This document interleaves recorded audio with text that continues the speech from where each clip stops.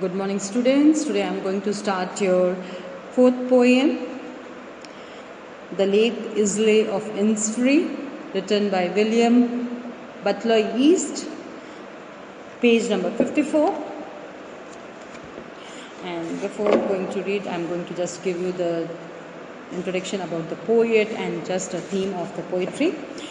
This well-known poem explores the poet's longing for the peace and tranquility to Innisfree, a place where he spent a lot of times as a boy. This poem is a lyrical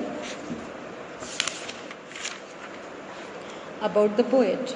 William Butler Yeats was born on 13 June 1865 and he died 28 January 1939. As an Irish poet and one of the foremost figures of 20th century literature, a pillar of both the Irish and British literary establishments, he helped to found the Abbey Theatre and in his later years served as an Irish senator for two terms. Yeats was a driving force behind the Irish literature revival along with the Lady Georgery, Edward Martyn and others. Now the theme of the poem. The Lake Islay of Innisfree is based on three ideas: home, isolation, man and natural world. While the poet lives in a city, he is unable to reconcile with his present situation. It seems that in his heart's core, he craves for the peaceful, natural, rustic settings. Isolations can be very lonely, but not in the Lake Islay of Innisfree. The poet seems to really crave for some solitude from his life in the congested and noisy city. He reminisces his childhood days spent in the lake island. There is always conflict between man and natural world. But however, the poet seems to love the natural greenery, the birds, insects, and lapping of the waves on the island shore.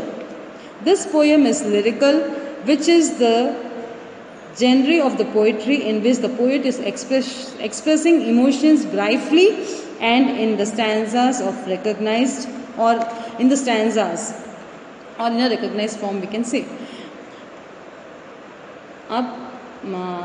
In this poem, what the poet says, he is just longing for the peace. Why?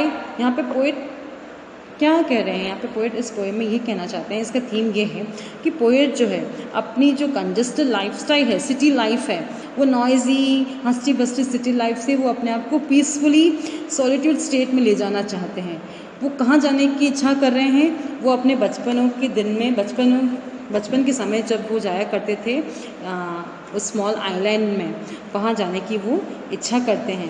वो सोचते हैं कि वहाँ उस island में वो जाएँ और वो वहाँ रहें पीसफुली, है ना. इन्निसफ्री एक आइलैंड है, स्मॉल आइलैंड है in a lake called Lough Gill, Sligo county in Ireland. Innisfree एक छोटा सा आइलैंड है, कहाँ पर? आयरलैंड के एक सिल्गो कंट्री में. तो जब छोटे थे तो वो उस आइलैंड पे जाया करते थे. वो चाह रहे हैं कि वो भी अब वहाँ जाएं और अपने इस हस्टल बस्टल बिजी लाइफ से, नॉइजी लाइफ से, कंजस्टेड लाइफ से दूर थोड़े दिन सॉलिट्यूड स्टेट में रहने की इच्छा कर रहे हैं. अब general summary just before going to read the stanza. The poet wants to escape from the urban life for more rustic settlements as he reminisces his childhood days spent in his maternal home.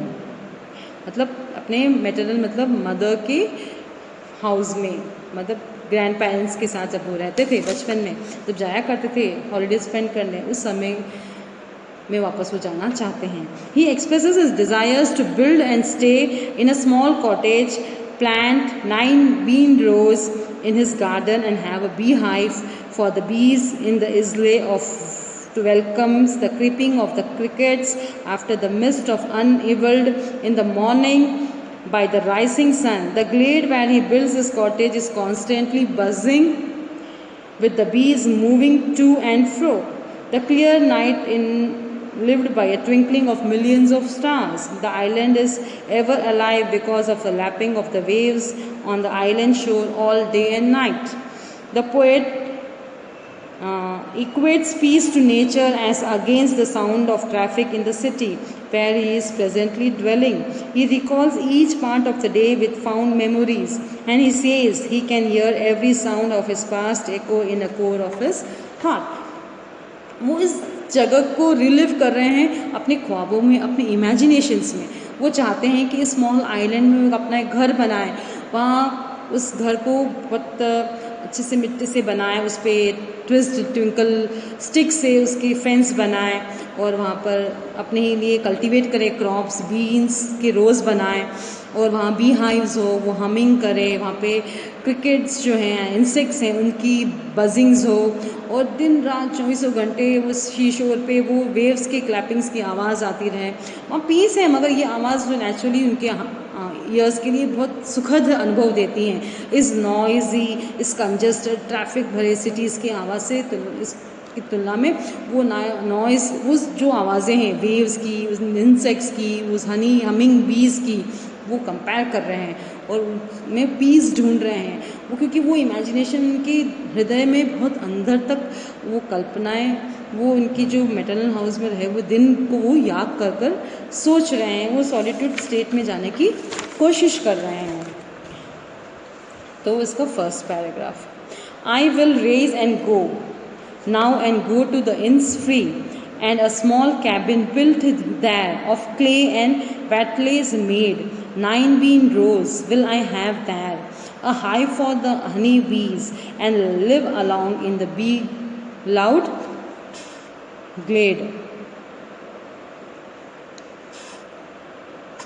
अब इस paragraph में कुछ words हैं, वो हैं arise means stand up, Innisfree a pure island where clean nature and healthy beauty exist in harmony. Cabin, small shelter made of wood or clay. Battles, twisted sticks of making fence or walls. Glade, an opening in the forest. A wood, a small forest we can say. Bee loud, the buzzing of the bees here. In this stanza, what does the poet say? The poet states that he will arise and soon be going to इनसे means वो चाहते हैं कि वो जल्दी वहाँ पर island पर जाएं रहने के लिए. मेटाफोरिक तुलना की गई है. Will arise metaphorically and soon he will going to be इंसले. Innisfree is a small island in a lake called Loch Gill in Sligo country, Ireland. As a young boy, he often went to that island. There he will build a small wooden shelter in a small opening in the woods forest, and it's going to be quiet, simple and rustic, bare of furnitures. अब वो क्या बोल रहे हैं, वो क्या चाहते हैं यहाँ पर इस पोइट्री में, इस लाइंस में? वो कह रहे हैं कि वो Innisfree आइलैंड में जाएंगे, वहाँ एक बहुत ही खूबसूरत छोटा सा उस छोटे से जंगल में कहीं वो अपना घर बनाएंगे और उसका जो फेस है वो जंगल की तरफ खुलेगा और वहाँ वो कैसे रहेंगे, बिल्कुल ही पीसफुली, बिना शोरगुल के आराम से वहाँ रहना चाहते हैं. कोई फर्नीचर्स नहीं, कुछ नहीं, सिंपल छोटा सा हाउस पुराने ज़माने में जैसे बना करता था उस टाइप का ट्रेडिशनल फर्नीचर, बिना उस टाइप का जो घर होता था उस टाइप का वो बनाना चाहते हैं. He will make it with clay and wattless, ancient construction जैसे है ना टेक्निक्स जो उस समय जो यूज़ होती थी. और he is going to have a garden, एक गार्डन भी बनाना चाहते थे अपने घर के सामने जहाँ वो अपने लिए कल्टीवेशन करें, क्रॉप्स उगाएं.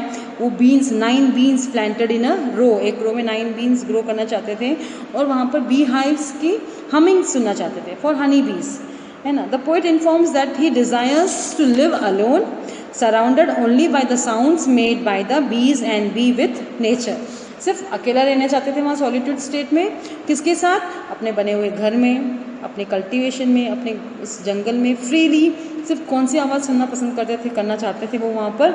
सिर्फ वो मधुमक्खियों की आवाज़ जो भिनभिनाती हैं और प्रकृति के साथ नेचुरली लिव करना वो चाह रहे थे. दिल्ली उनकी वो तमन्ना थी. हम आगे नेक्स्ट स्टैंजास नेक्स्ट वीडियो में पढ़ेंगे. Thank you.